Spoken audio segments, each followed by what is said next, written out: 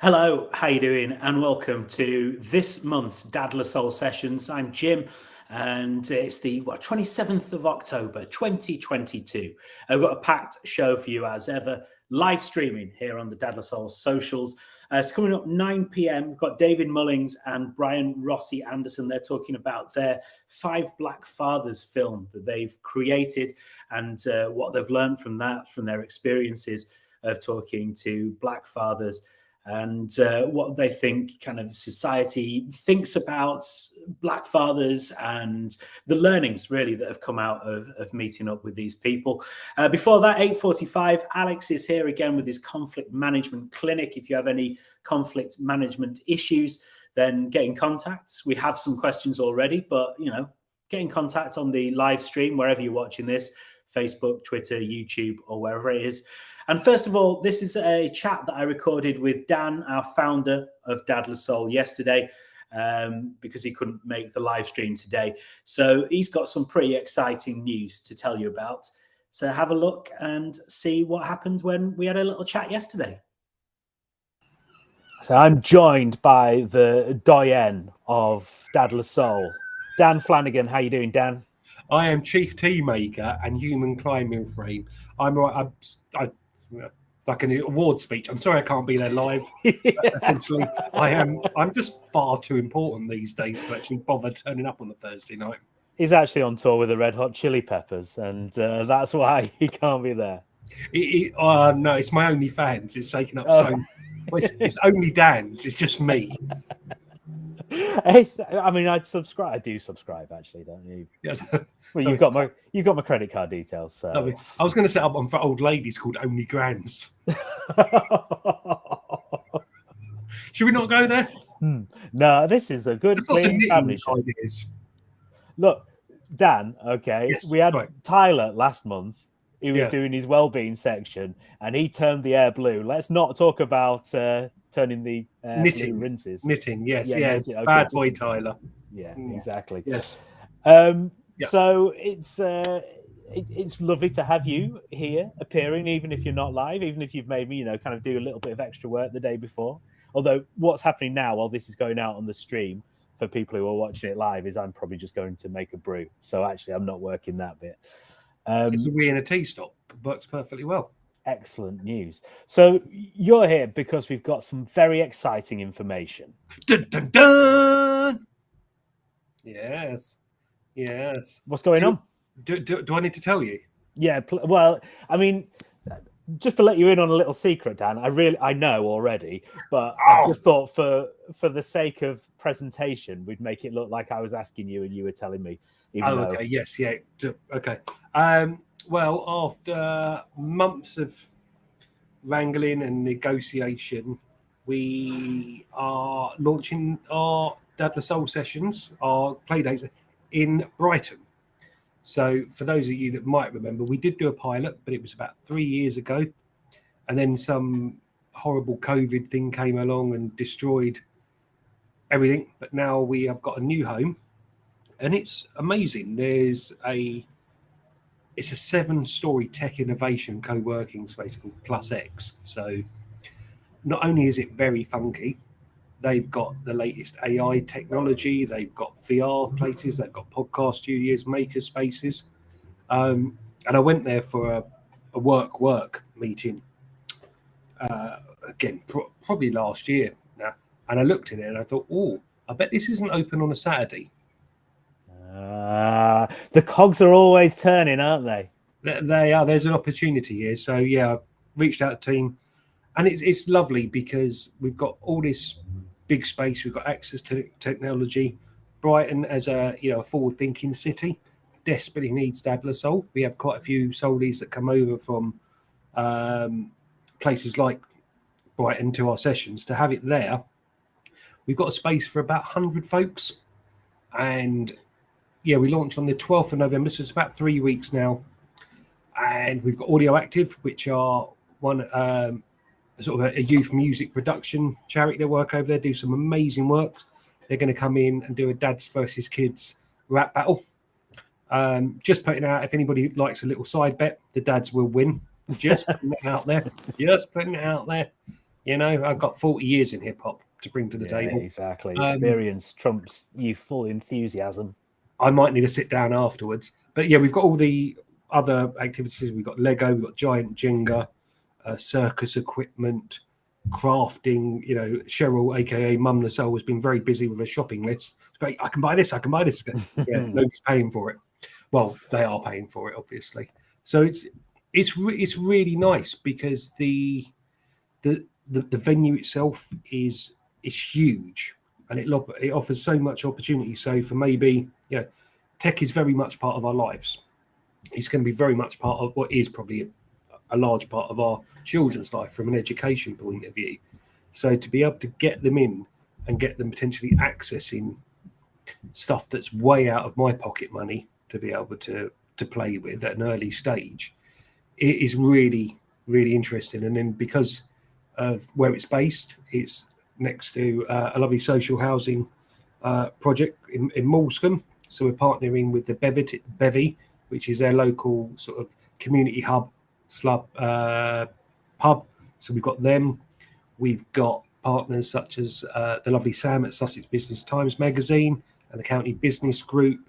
We've got the Good Business Club involved. So that's a network of sort of purpose-driven entrepreneurs and networks. So the idea is we get the business guys, we get the tech guys, we get the local community, and we get dads all coming together on a Saturday morning to learn, play, laugh.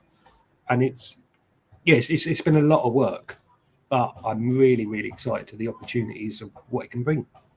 Should we have a look at some pictures of Plus X? Because it looks ace. I was looking through these. You know what I'm going to do on that big screen? I dread to think what you're going to do on that big screen. I'm not bringing in only dams. No, I'm going to play things like Thundercats and He-Man and Saturday morning cartoons. Nice. We're going to clear out those tables. So again, all of lots of space to run around and explore, and there's free tea and coffee. So like I said, we've got the audio active guys in there, busting out some hardcore lyrics, very family friendly hardcore lyrics, obviously. But yeah, I think it's a very interesting proposition, because normally, as we know, apart from Dad Lascelles, if you normally go to like kid friendly activities, they tend to be in a church hall or a small community centre. So to take this into a huge tech innovation and co-working space, very, very interesting. And what you might not have seen is right on the top floor, there's a really sexy roof terrace. So nice. I'm thinking, in the summer when it's a bit warmer, putting on a huge 24-hour rave just there. Because I haven't told Plus X about this, but I think it'd be good. No, exactly. But do you know what? They always say ask for forgiveness rather than asking for permission, don't they? So just organise it and then see what happens. Problem is, Jim, I go to bed about 9:30, so a 24-hour roll. I said it out loud. I go, that actually, no. I tell you what, I went to a club night a few weeks ago. No, you didn't. It started at 7 and it ended at 11. And I thought that is the perfect club night. It was, big indie hits from back in the day. And it was just full of people, very tired parents who were like, we don't want to be out after 11. We want to get the last train home. But we still want to have a good time. And it couldn't have worked better. It was ideal. I think that was, so kind of like what we used to do with Top Rocking, the raves we used to put on, but that was invited, we used to invite the kids along. So to have family-friendly adult spaces that finish at a reasonable time and don't cost a fortune, it's a way forward, man. Absolutely the way forward. Because otherwise you stay indoors, binging on Netflix or in front of Facebook, and that's your social life, and that needs to stop. Absolutely. And this is going to be a monthly thing from now on then? Yeah, we've got this is the 12th. So it's going to be like I think the second weekend of the month. Then we've got a nice Christmas party where we've invited Glenn and Mary, who are known as the world famous Brighton Punch and Judy team that we've played with several occasions. And they're just magical, man. Punch and Judy's about 300 or 400 years old, but their ability to capture new audiences, you'll go back to, I was going to say, sitting on your cross-legged. We probably won't, because if I went cross-legged, I'd probably never get up again. Yeah, no, that is a concern. Yes, but the kids love it, and I've got a few other things in my back pocket that I'm just trying to work out. So the idea that for the Christmas one is that we'd bring a load of the Worthing Solies over and we'd have this big joint Christmas rave type play date. I think it's great. We've got a contract with them for 10 sessions. So hopefully it's just going to build and build and build and hope to secure some new funding, because it has, as everything in the non-profit world, it takes cash. And what we don't like to do is have really expensive ticket prices, especially in this day and age. It's going anywhere with the kids cost a fortune. So we've capped it very low, but we've also got a range of tickets for families on no or low incomes. Grab yourself a ticket, no questions asked. You can still come in, access the free drinks, tea, coffee, all the activities. My job is to send you back home red-faced, happy and exhausted and ready for a nap. And if you've done that, I will be a very happy boy. What I will do is, while I'm making my brew, while this is going out on the Dadless Soul sessions, I will make sure that I get the link for tickets and I stick it in the comments on Facebook, on Twitter, on YouTube as well. So it will be there. And what's going to happen right now, I imagine, tomorrow when this is going out live, is that I'll be making the brew, listening in, and then I'll hear myself say that and have to run back in to go, oh God, I forgot to do it.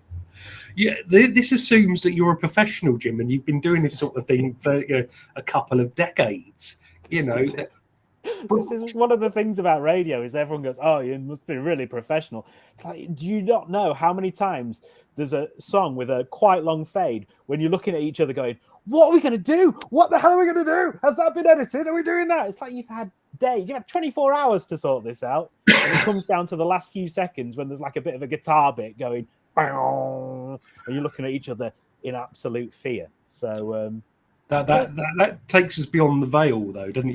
You've spoiled the magic. Yeah, no one needs to know that. No one needs to know about the duck's legs flapping under the water as it serenely floats across the pond. It is, as a point, not to be a heavy salesperson or whatever, but we launched it yesterday and 40% of the tickets have already gone. So that's just over 24 hours. So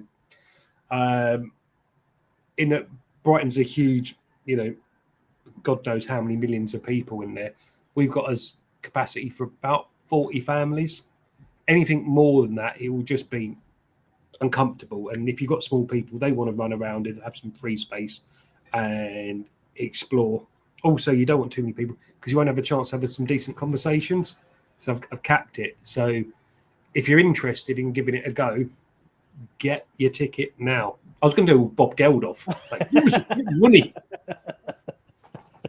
Yeah, I mean, if you wanted to do, I'd love to see you dress up. We should do the Christmas one of these, fancy dress, and I'd love to see you as Bob Geldof, please. I might lose some subscribers on Only Dan, so maybe, yeah. Okay, that's got to be the priority here, Jim. They've got, there's a roadmap. No, it's really exciting. So we did a pilot a few years ago in Brighton, and that was our largest thing. We had, I think it was 80 dads and 100 and something kids, and it was wonderful to the point where people were queuing around the block, and we had to say, "You can't come in," So I don't want to do that, obviously, but we're a very small volunteer-led organisation. So big shout to all the new solies that have come on and volunteered, and they're all coming over to help us set up. It really is a massive blessing, and it's going to be a good thing, man. Really, and I think, well, I'm pretty sure nothing like this on this scale has been done ever in this country. So we are continuously leading the charge. There you go, at the forefront. Get your tickets. It will be down there in the comments. The link will be down there. You're setting yourself up for failure, Jim, in a major way. I always do. It's the story of my life. 43 years of doing that. Dan, thank you very much for coming on and explaining about that. The brand new Dadless Soul Playdate in Brighton. Thank you very much. And I love listening to you, Jim. I love watching you, but I tend to listen as well. And thank you for all the entertaining, educational and informative work that you bring in. The guests tonight on the SE. So you've got Uncle Alex with the, doing the Agony Uncle section. You've got the filmmakers doing some really incredibly important work. And isn't it nice that we can have this caring, sharing side of this, tackle some pretty hard-hitting social issues, but us have, messing around like a couple of daft old ladies. I think that's a really interesting tapestry for a show. So I would doff my cap to you, but then you'll see that I haven't done my hair today. Oh dear. And no one needs to see that. Well, thank you very much, and thank you for coming on, and thank you for, recording this before you go off to do important stuff. Things that are more important than talking to me. I think I'm just gonna stroll or eat pot noodles or something. Really cutting edge stuff. To be honest, I'll probably be having a nap if I'm honest. I am, as you know, it's half term. How's half term treating you, by the way? So that's fine. I took the kids to Doncaster. What's in Doncaster, Jim? It's only the Vegas of the North. It's not the Vegas of the North. It's because I set myself up to do lots of videos about places in Yorkshire, and we've not done one for a while. So I thought, while I had the kids for a day, I thought we'd go to Doncaster. Isn't the Vegas of North Blackpool? So you're lying. Yeah, it's not. That's not even in Yorkshire either. So yeah. So I ignore and refuse to believe Blackpool exists, because anywhere that's not in Yorkshire, apart from Worthing and Brighton, obviously, are not worth knowing about. Well, no, they just put their illuminations on. So I've got some family up in Blackpool, so it does exist because that's where my dad was born.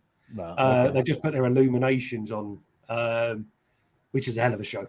But I don't really want to go to Blackpool see some lights. And you know what? It's probably only about less than 2 hours from where I live. I've never been. I wouldn't recommend it. No. Oh, okay. Unless you're on a really bad Hindu, and then it's great. What I want to do, though, all I want to do is go to Blackpool Illuminations and walk through and just go, oh, it's like our house in here. Ba-ding! Just to spin that around. That's a TV advert in itself, isn't it? Jeez, that's genius. Well, that's how I intend to go viral on TikTok. Are you on TikTok? No, I'm not allowed to be. Oh no, I kind of am, because I had to write an article about how to use it. But I wanted to be Bewildered Dad, because that's the name that I use for all my online stuff. And there's already a Bewildered Dad, so it's bewildered.dad3 or something. And it's like, for branding purposes, that's just annoying. I'm not going to bother. Yeah, my son's 10 and he's started using it. And I said, that's maybe something we can bond over. Got a little bit of video software and I can show you it. No, too old to be on TikTok. Go away. Oh, wow. Okay, so you're just banned. I am banned from TikTok. And the other thing, talking about technology, was when I pick him up from school a couple of days a week, and we get the bus home, and he just point blankly refuses to sit near me, which is, he used to hold my hand. But the other day he said, do you want to come and sit here? And I said, okay, yeah. Why do you want to talk to me? He said, no, I want to nick your Wi-Fi off your That's it hurt, if I'm honest. It hurt. My daughter won't say goodbye at school. We'll go into the playground and then she'll shoot off. She'll go, bye! And then, go off to her class as I take my son. She turns around, spits at you and go, you are dead to me. She might as well. She might as well. They used to be nice, though, didn't they? They used to be cute and hang on to you for dear life. Yeah. Now we are just embarrassments. Maybe you're not, obviously, because you're ultra cool. I am. Even judges my outfits to go, you're not wearing that out, are you? Oh. You dress in football kits every day. I can't say what you look like, but you look like one of them. So, not taking fashion tips from you, lad, with your bad gel and what do you want? Oh, Lynx deodorant. He wanted Lynx Africa. Really? Oh, yeah. You've reached the Lynx Africa stage. Brilliant. And he's 10. I was like, no, I'll get you something. Oh, sorry, the coppers are outside. They've heard some of your terrible jokes. Oh, yeah. And fair enough, yeah. Go away. Yeah, so we are at that difficult preteen age with hormones and stuff. But that's a story for another time. Well, I mean, that's some stuff we could ask Alex about next, really, isn't it? How to not be an embarrassing dad. Yeah. Alex, help me. Give it a go. Dan, thank you very much for coming on. Pleasure as always, Jimbo. Thank you. So there you go. That was Dan, our founder, Dan Flanagan, talking about the. I mean, you might have lost it there in the chat about Blackpool and all that. But 12th of November, we are in Brighton. We are coming to Brighton. Plus X is where we're going to be, and the link to go and find tickets for that is in. I did do it in the comments before I even mentioned it in that little recorded interview that I did. So go and have a look at that in the comments on Facebook, on Twitter, and on YouTube. Coming up, David Mullings and Bryan Rossi-Anderson talking about their 5 Black Fathers documentary. But first of all, we've just talked about him. It's Alex. He's back with his conflict management clinic, should we say. Alex, how you doing? I'm very well, thank you indeed. And to pick up on Dan's comment, how to not be an embarrassing dad. I gave up many years ago, and I now take great pride in being an embarrassing dad to my kids. And it's fantastic. I should explain that my kids are 13, 15 and 17. So totally embarrassing age. It's fantastic. I love it. It's payback time. It's brilliant because when they're very little, it's difficult to embarrass them, isn't it? Because they don't get embarrassed. Yeah. But yeah, exactly. I imagine those teenage years. Oh, perfect. It's fantastic. And also apologies, I was going to say, apologies, I wasn't here last month, but I don't know if you explained, but I was away in Bristol with 90 10-year-olds providing volunteer medical cover on a school trip for a week. That is. So this is the second time that you've done that since we've been doing these shows. And yes. You're still alive. Well done. I'm still alive. I'm still here. I come back very bleary-eyed because I'm usually fairly well sleep deprived. But no, it's brilliant. It's seeing 90 kids, of which probably 50 of them would never experience something that far away from home and do the things that we do. And so it's great to see their expressions when we do some of the amazing activities that we've planned for them. Brilliant. Sounds great. Sounds really good. Yeah, we had Tyler who did his wellbeing clinic instead. And he was really sweary. He was a lot more sweary than you, Alex. He really was. I've learned to have a face. Right. That says one thing. On the inside, I can assure you it's frequently very different. Very good. Now, we have had a few questions in. First one, how do you go about co-parenting with someone who breaks the rules that you set to try and look like the good person whilst undermining you at any opportunity? So I guess strict rules, then the other parent comes in and goes, nah, you can do that. And they look really good. And the parent who's talking, who I imagine is the dad, because he's a member of Dad La Soul, is thinking that he looks like the bad guy. How do you go about sorting that one out? Right. I'm actually going to also now read out the second question because my answer to both of those questions is very similar. So rather than say the same thing twice, I was going to read that. So it's quickly. The second question is, how do you cope with an ex who wants you to FaceTime them twice a day when the kid is with you, but always pretends her phone is broken when they're with her and doesn't give me a single shred of information about how they're getting on? So you can see how those two questions are not dissimilar. Yeah. It's been a month for co-parenting issues, hasn't it? In the Dad La Soul brethren. Yeah. Right. Communication. And I know I say that word every single time, but the heart of conflict resolution is always to communicate. Because if you don't communicate, you don't actually know there's a conflict necessarily, or at least both parties don't know. In this case, the dads clearly feel there's a conflict, but do the ex-other halves feel that there's a conflict? Possibly not. So you need to communicate. I know in the past I've talked about writing out a list of things, yeah, because it's very easy when you're trying to have a conversation that can be emotional, and you need to try and avoid that, to get carried away, and then you forget things that you want to say, and then you kick yourself, oh, I should have said that. The time to actually draw up your list is before, when it's peace and quiet, and you can think about what you're doing. Yeah. Having got that list, it's a good idea if you're able to try and meet up with the ex face to face is always a better option if you can, but appreciate that's not always possible. Avoid anything that's opinion. Opinion can be argued with. Fact is very difficult. I know some people will argue facts, as they'll say something is true and something isn't true, etc. But facts are harder to argue with. Opinion is easy to argue with. Yeah. And always be positive.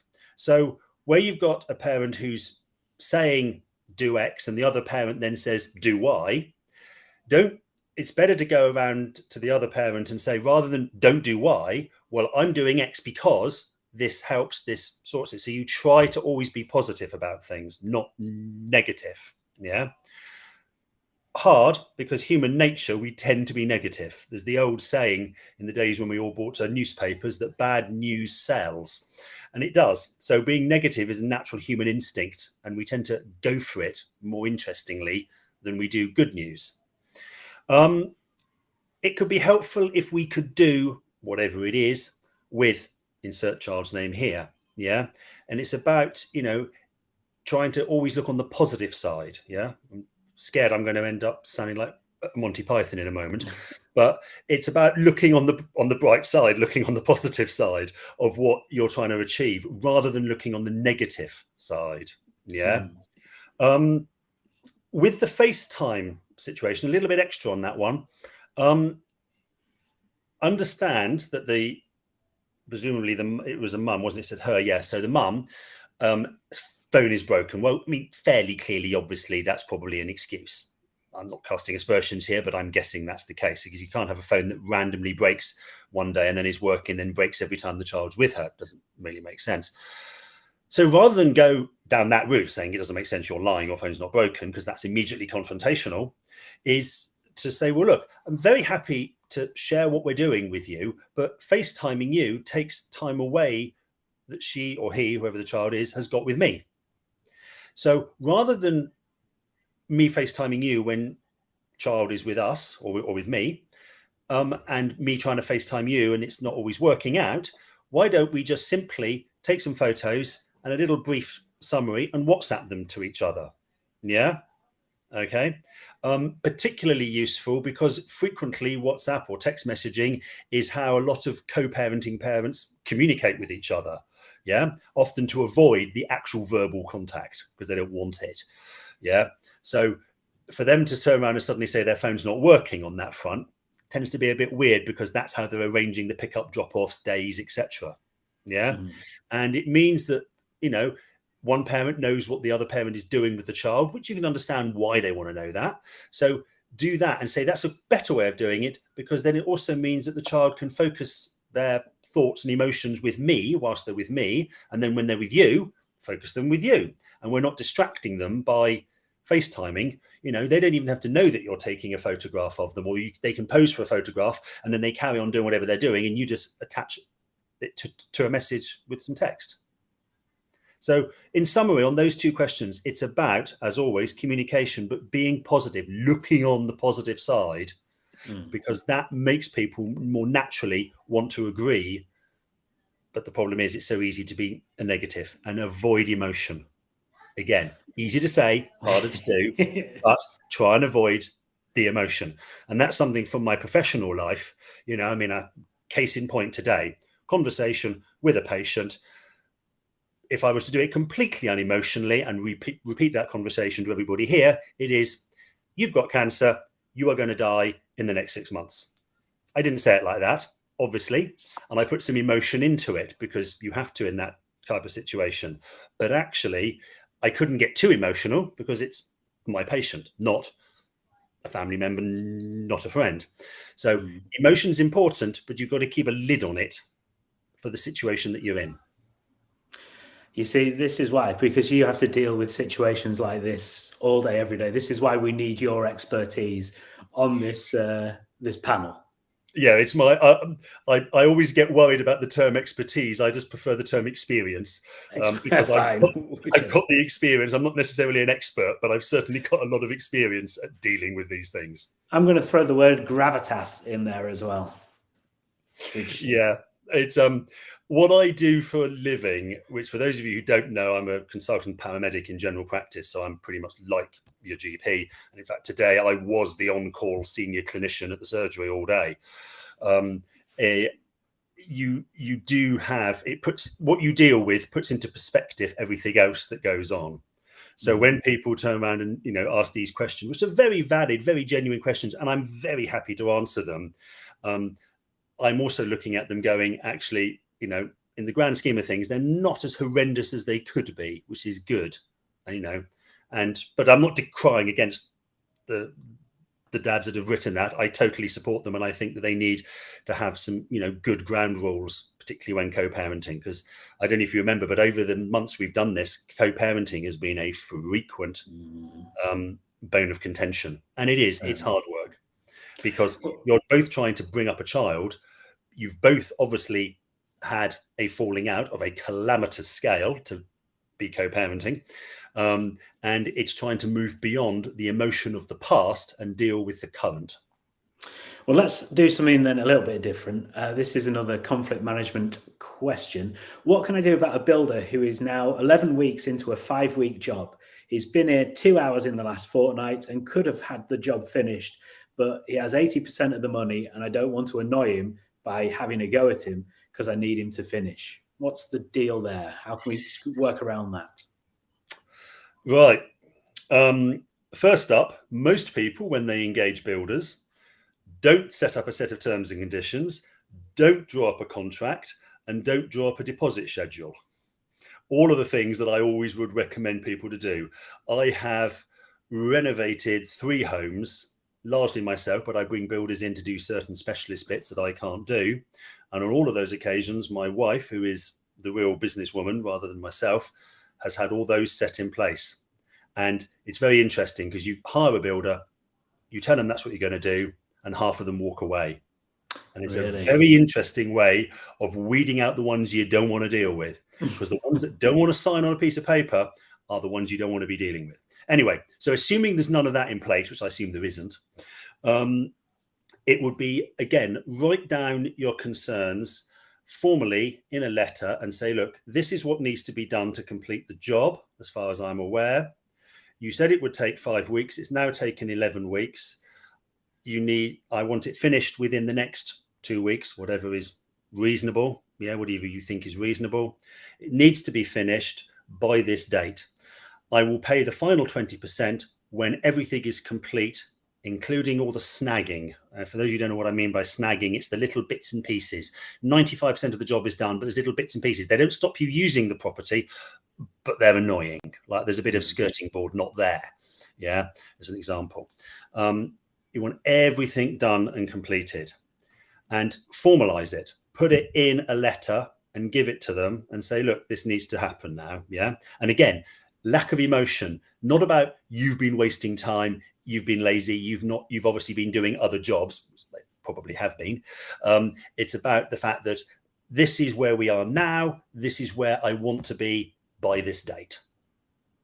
Obviously, last resort, there's the mediation service, which is always really good. And failing that, you've got a court claim, what used to be referred to as the small claims court, though it's not called that anymore. Very easy to do. And 9 times out of 10, most builders at the threat of that sort it out. The 1 out of 10 that don't sort it out when the court paper lands on their doormat. Fair enough. So it's like with all these things, it's an emotion thing. It's taking that emotion out, because the emotion you would imagine is real annoyance. The next time they see them, they'll be like, "Come on, what are you doing? What's happening here?" But what they actually have to do is just say, "This is how it stands," and then it's the emotion. It's the emotion by the fact it's your home, it's your house, it's yours. Yeah. Whereas for the builder, it's just another day in the job of what they're doing. And that's something, you know, I've got a medical student working with me at the moment, and I say to all my students, it's the worst day, best day, whatever it is for that patient when you break news to them. But for you, it's just another day in the office. And it's about the fact that you know, when you're dealing with an emotional subject like I do every day, you have to be aware of. And it's moving away from that when you're dealing, in this case, with builders, and go, well, it may be my home, but to them, it's just another house they're working on. So their emotion level is not engaged. They're not emotionally involved in the way that you are. So they won't get it. They won't understand it. You've got to step back from it. Okay, brilliant. Well, Alex, thank you very much. Will you come back with us next month and do some more of this? Yep, absolutely. I think I should be. Certainly next month, I'm going to be at home. And listening to what you were talking about earlier, Plus X, I haven't been there, but my wife has on a couple of occasions, and she loves it. It's an amazing place. Absolutely incredible. There you go. And that's where the next, the first Brighton play date is going to be for Dad Lasol. There's a Worthing one this weekend, and you can go and get tickets at dadlasol.com. Thank you for that little opportunity to do a plug, Alex. That was nice. Good teamwork Happy there. to lead you into it. Yeah, thank you. So that's Alex. Thank you very much once again. This is the Dad Lasol Sessions. It's a monthly live stream on our social channels. And our main guests for this evening should be with us now. They're Bryan, Rossi-Anderson and David Mullings. And neither have their cameras on. Oh, there we go. Hello, how are we doing, David? You all right? Good evening. I'm well, thank you very much. Good. And Bryan's there somewhere without a camera on. So, you have made this film, Five Black Fathers. Hi, Bryan. How you doing? You all right? How you doing? Hey. We lost Bryan there. I'm abroad and my connection. Bryan is in Italy, and we're having a few technical problems there with a bit of freezing and stuff, but hopefully we'll be able to chat to you in a bit. So first of all, David, tell us about the film then.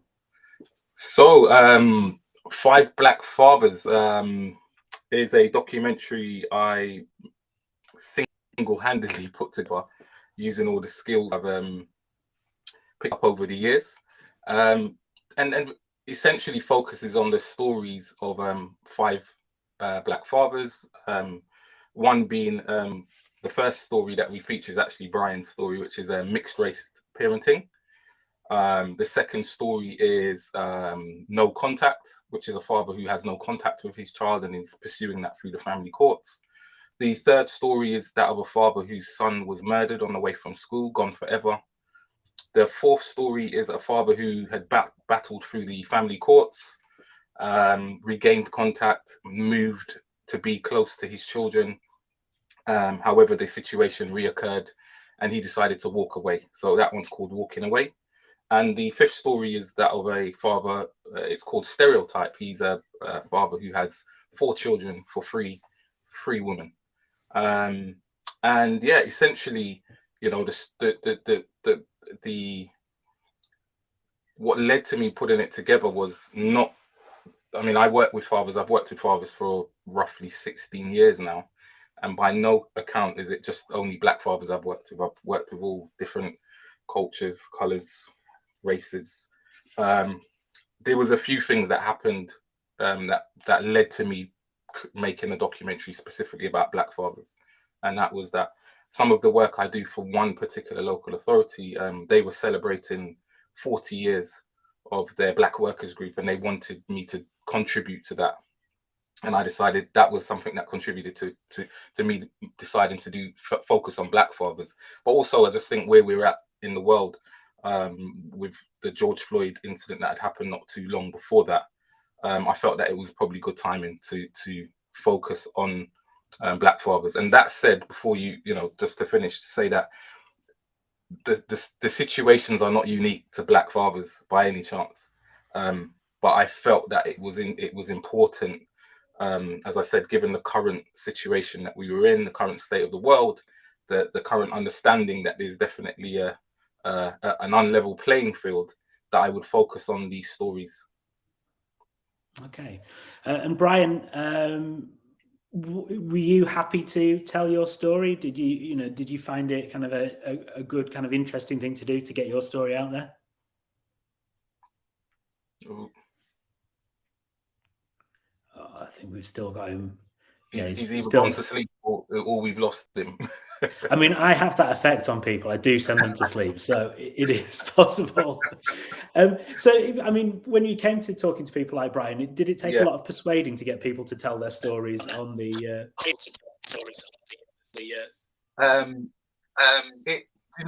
Because of the work I've actually been doing over the years, it wasn't difficult to get these fathers to share their experiences. These were all fathers and men that I have a connection with in different ways, whether it's through friendship, whether it's through my professional work I've done with them.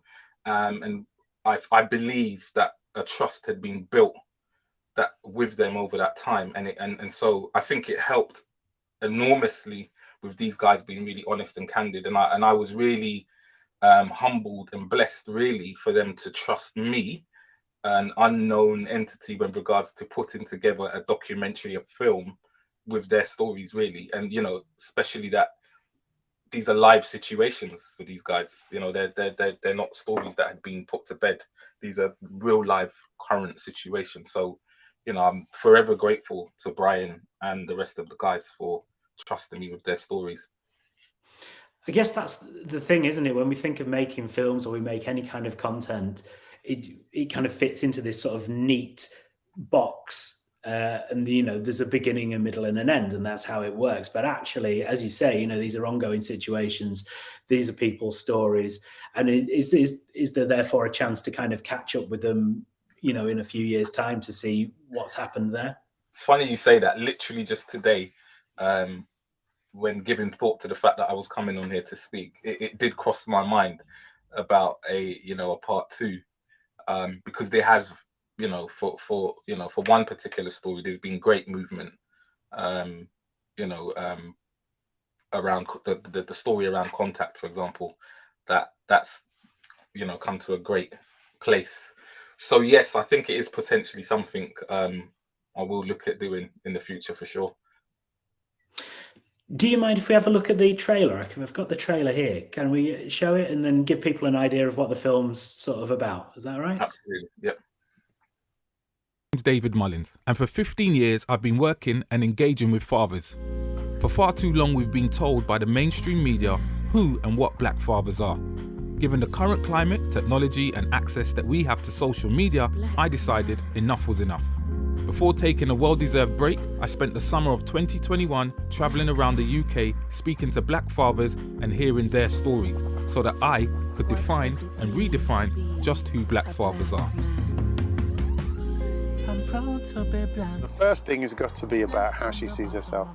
And if you can't do that child's hair, you better find someone that can.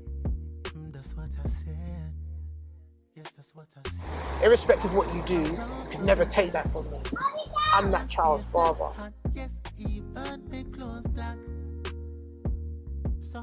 When you start to miss someone, you know what I mean? And then the realization comes in, but they're not coming back. You said you've done everything a dad can do for the children. You've moved house, you've been near them, we've seen you with them, and you're a great dad. You fought for them in the courts. They're teenagers now. Go and live your life.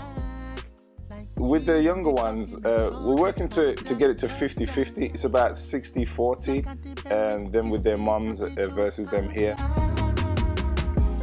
Black is the color of my skin, there ain't nothing like my melanin.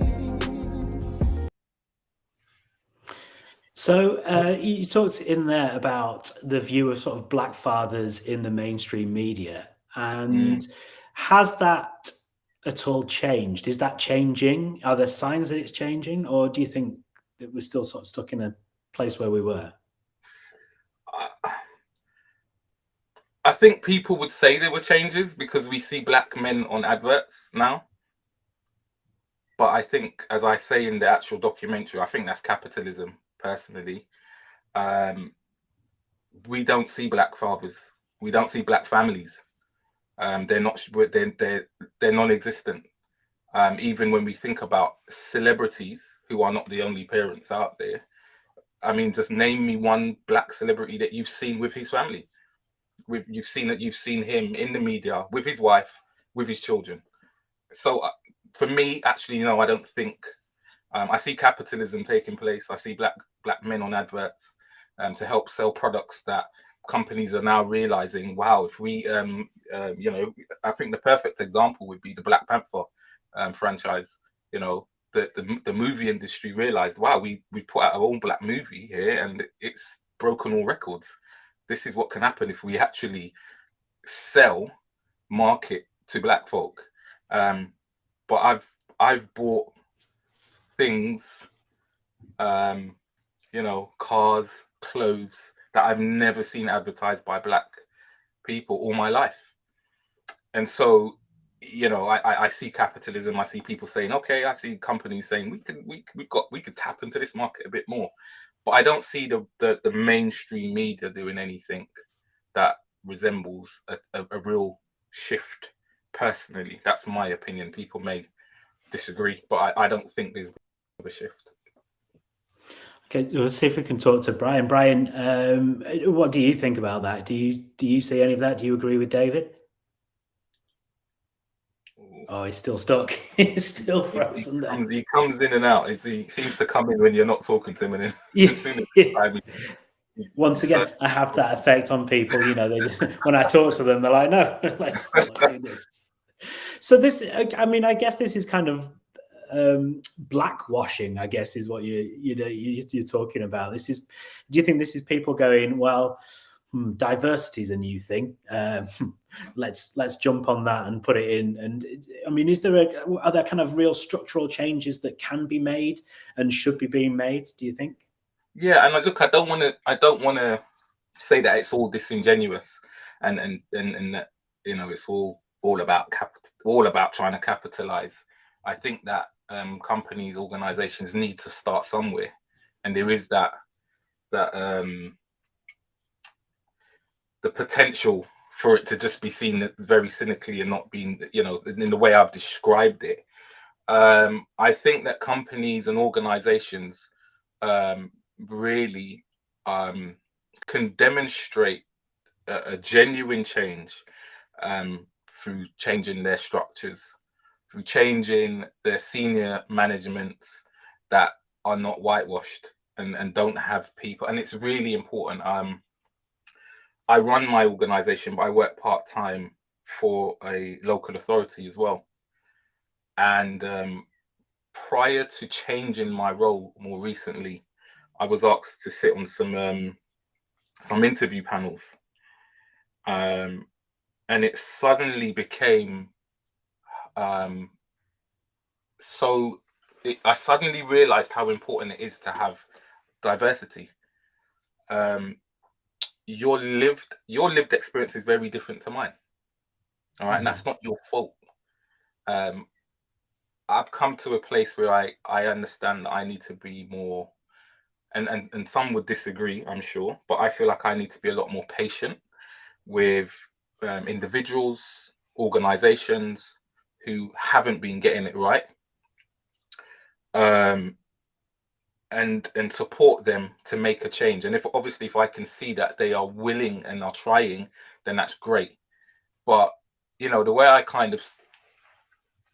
I speak to it is, you don't know a privilege until you've lost it, right? So I've got all my toes. I have 10 toes. I have 10 fingers or 8 fingers and 2 thumbs. And I don't know what it's like to not have a thumb, right? And I probably take this thumb for granted. My big toe, the amount of balance it gives me, I probably take that for granted. If I lost that, I would have an understanding of how important it is. And if you don't live and walk in the shoes of a black man, I think it can be difficult, understandably, to really understand. Because as I said, none of those situations that you've just seen are unique to black fathers. Not even stereotype, because there's a stereotype of fathers out there that exist. And the way I talk about it when we talk about black fathers is I say, well, you can add some jerk sauce, some hot pepper sauce to it when it's my situation, because there's a few more layers on top of it. So if you're going through a situation where you can't see your child and there's no contact, which I have a lot of experience with because I'm a Mackenzie friend and I'm in court almost every week, that's tough.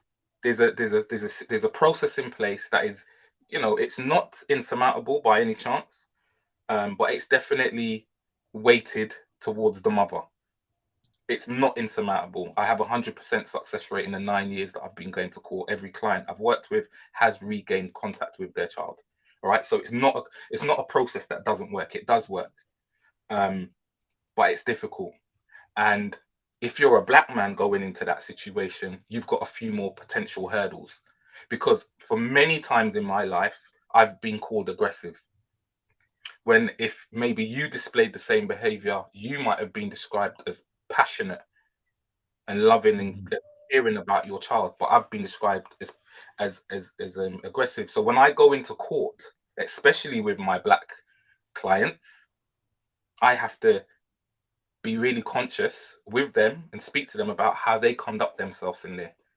Because if they talk out of turn, if they hear their ex saying something that's just not true, and your natural reaction, say, hold on a minute, which we know anyway is not how it should go. You speak when you're spoken to in that situation, but it can be a natural reaction to kind of want to say, hold on, that's a lie.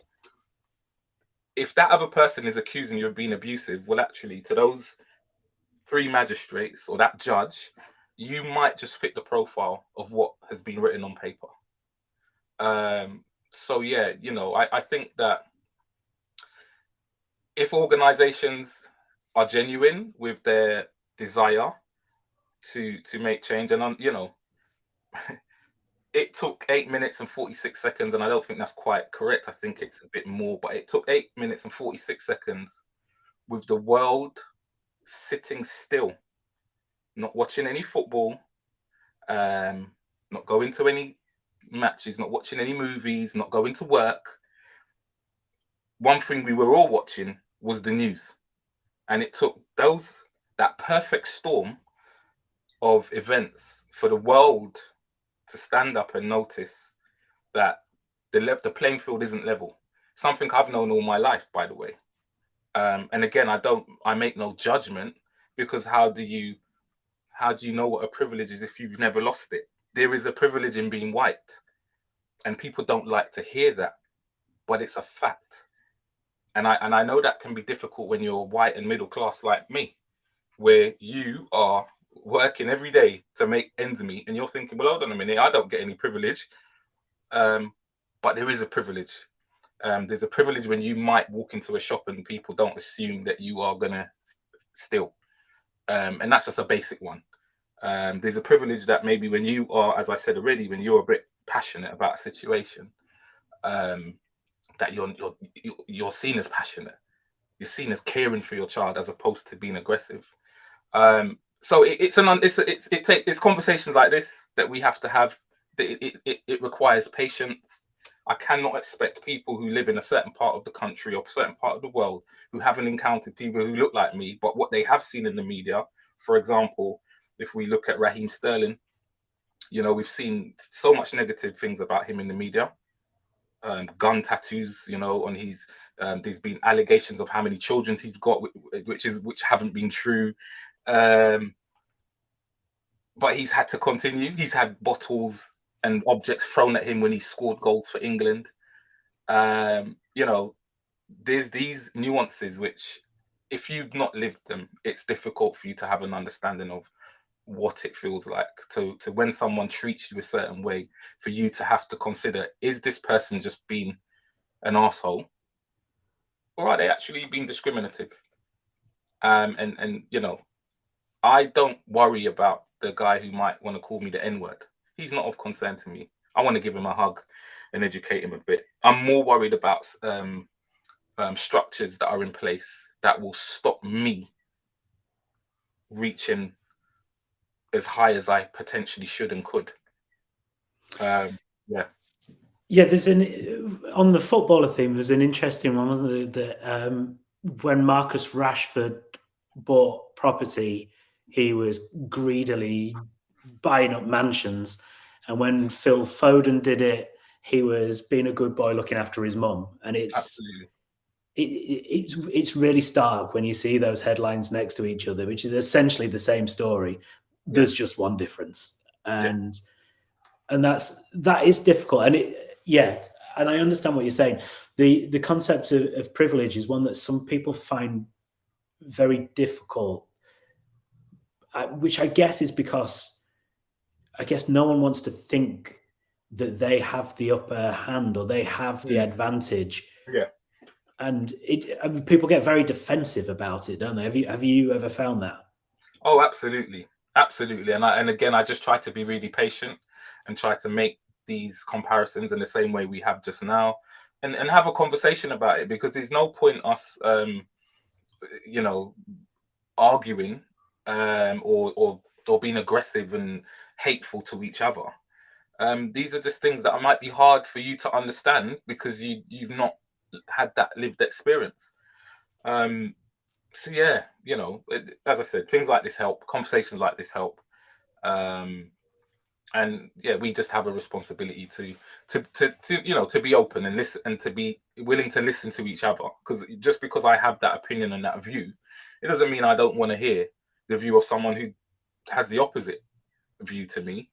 In the same way, I would want them to exercise some patience and understanding. I'd want to give them the same opportunity to express why they feel that what I'm saying isn't correct or right.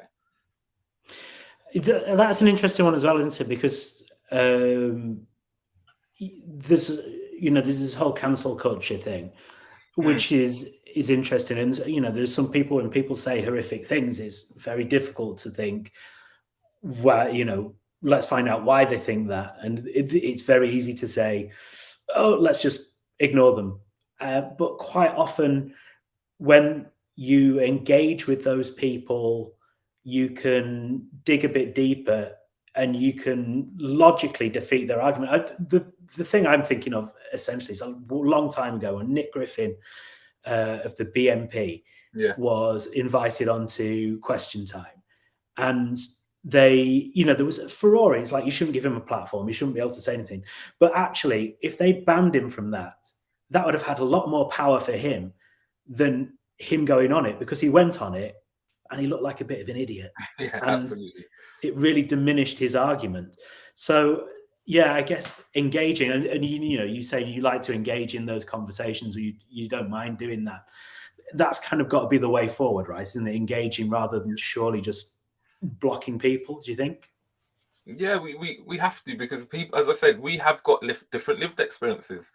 I was stopped about 17 times in my first year of driving. Searched on some occasions, not searched on others. I don't have a conviction. I don't have any driving convictions. I never got one for any of the stops. I was never arrested at any of those stops. And I've got white colleagues and friends who've never been stopped by the police. And so it's important that I share those experiences. I've been arrested and de-arrested either 4 or 5 times. So I'm talking about arrested, read my rights, put in handcuffs, and taken out of handcuffs. Did you even know that you could be de-arrested? Right? Did you even know you could be de-arrested? Well, that's happened to me 4 times. That's happened to me 4 times at least, possibly 5, but it's happened to me 4 times. Right? So we have to be willing to share some of these and have some of these conversations, as I said, and some would say it's not incumbent upon me to be patient with people who might be perceived as ignorant, but how else will they learn if I'm not going to be willing to have that conversation? Who will? And how will it happen? You had the gentleman who's his name eludes me at the moment, but we actually gave him an award actually. But the gentleman, there's a picture of when the BLM marches were taking place, and there was this guy who was being racist and he was attacked essentially, and he was taken out of the crowd by a black guy over his shoulder. And some people, there's varying opinions on should he even have helped him, but he was being human, which is what we are. Before this construct of race was created, we are just all human.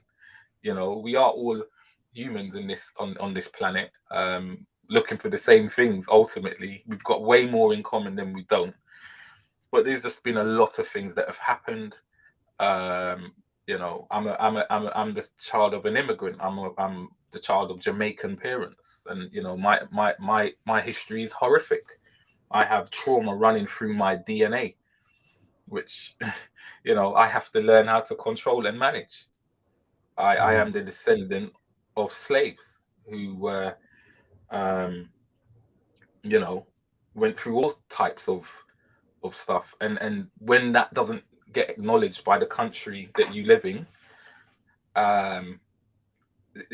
these things make for people to be quite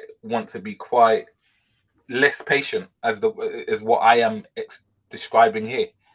You know, when you live in a country that doesn't want to acknowledge the most horrific event to happen to humans, it just wasn't filmed and wasn't televised. No apologies, no reparations.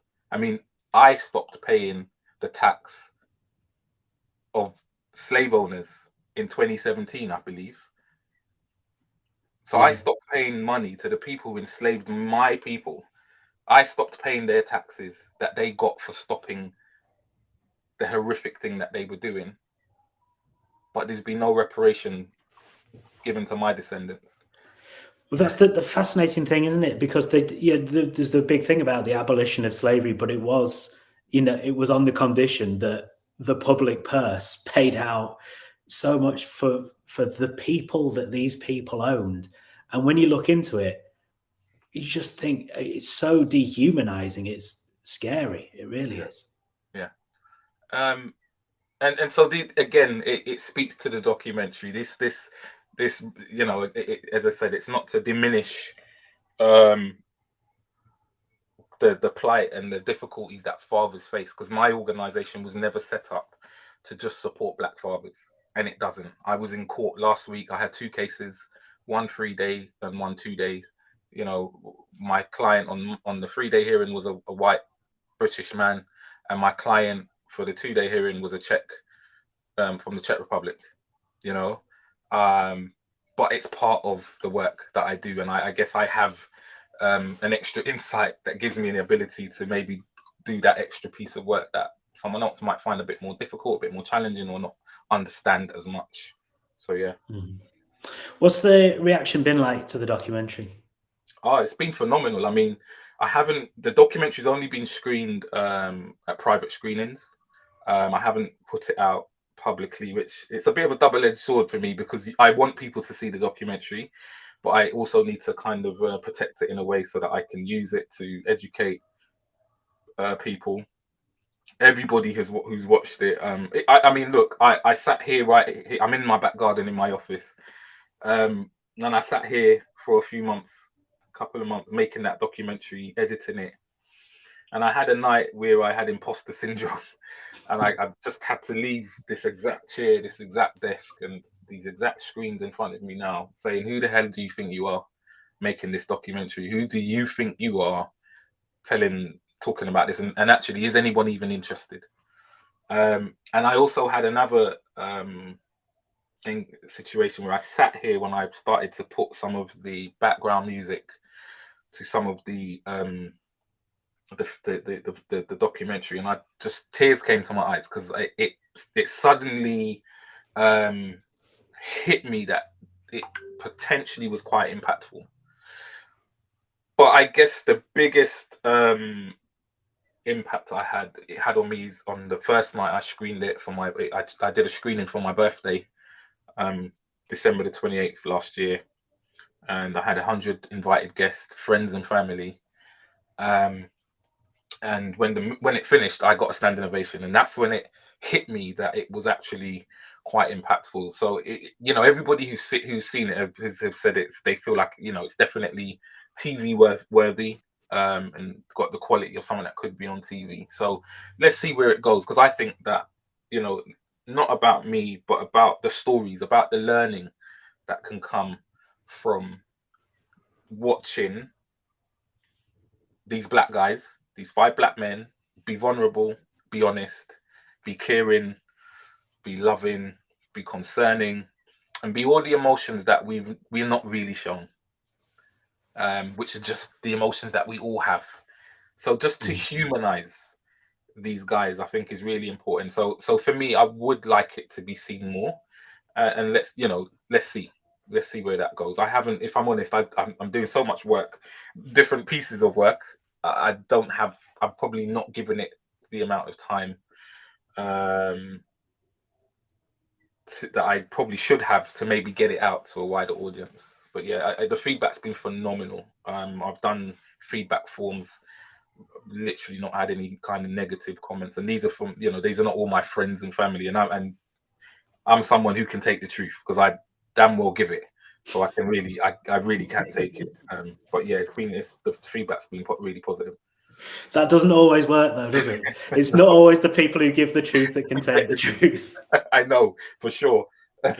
If it helps, I can't give the truth or take the truth. I can't do either. So I'm a people pleaser. But now we all know that, by the way, that David's birthday is the 28th of December. Let everyone note it down, right? You'll get loads of cards. Do you think you've learned anything while you've been making the documentary? Did it anything that surprised you that you learned from it? Do you know, when I started making the documentary, it didn't occur to me, something I've already said, that black fathers were so non-existent. It really didn't occur to me until I started to think about a black celebrity that I've seen with his family in the media. So if we talk about the black celebrities, we see Idris Elba, we see Ian Wright on TV. I don't know. I don't know if you can name any more, but I haven't seen these guys fully fledged with their families. I don't see them. And if we talk specifically about maybe a black father who's got a black partner as well, definitely not. So that was something that, it was when I was making the trailer, because the trailer, by the way, the first trailer I made looked nothing like that. Kim Murphy, who is one of the fathers who is the story Walking Away. Kim Murphy's he's actually an editor. He's edited things for mainstream TV, things that everyone watching would have watched. And one of the things I didn't want to do is I wanted nobody's fingerprints on this documentary. I have got friends in the field, I said Kim Murphy, and other people who film, but I wanted to do it all on my own. So one of the other things I learned about was art. You hear people talk about the arts. Oh, the arts are really important. I was like, okay, yeah, the arts, okay, whatever. But I have an appreciation for art, for artistry. You know, artistry. It's my piece of art. And I didn't care whether it was perfect or not. I just wanted it to be my piece. So I learned about art, I think, a bit more. But as I said, I learned about the fact that we're really not seen much. I learned that these men who shared their story were brave. They were really brave. You've listened, look right here now, you've got Mikhail Rashid. I'm sitting here with my daughter now, testimony to the work that you did. That's why I took part. That was so brave of Mikhail to trust me. He was in the middle of court proceedings. He was in the middle of court proceedings when we made that documentary. And I had to also be careful with that. You know, these guys, we're only hearing 10 minutes of them, 10, 12 minutes. Most of these interviews were at least an hour. And I've had to whittle them down to 10 minutes and give you the story, but not compromise them at the same time. So yeah, I think it just, look, I've been doing this work for 16 years. So whilst none of it was new to me, I think it made me it probably helped me to reflect on what the impact that the work has had, that organizations like yours and others are having on families, on children, on our wider society, because, and just how important it really is. I think it just gave me it renewed my, I think a couple of years ago, I was considering changing my career and maybe looking at something that would be more lucrative to me and my family. Because I've made a lot of sacrifices following my passion for 16 years. And my family, they are part of whatever successes or failures that take part. So I think it found love as well for the work, and passion, I should say, for the work that I do with fathers, families. That's brilliant. That's really, It's great to be able to find that and to find it in that kind of source as well. David, it's been brilliant talking to you. Thank you so much for coming on. Really appreciate it. Thank you for having me. It would be lovely to chat to Bryan at some point as well. Yeah. And you need to let us know when when we're all going to be able to see the full documentary as well, because it'd be amazing to see that. Thank you. No worries. And it's a shame Bryan wasn't on. He would have added so much to the conversation. But you know, I have little sympathy for him because he's in Italy, and I'm jealous. Very true. Very true. But hopefully, we'll... Jim, and all the best. Yeah, same to you, David. Thank you very much for coming on. That's 5 Black Fathers. Watch out for it. We will let you know on our socials as soon as we know when it's going to be available to see for everyone else. Thank you very much for listening and watching. This is the Dadless Soul Sessions. We're back next month. There's a Dadless Soul Worthing play date this Saturday. Get to dadlesssoul.com to get tickets for that. And the 12th of November, we're launching in Brighton as well. So come along to that. Thank you very much. And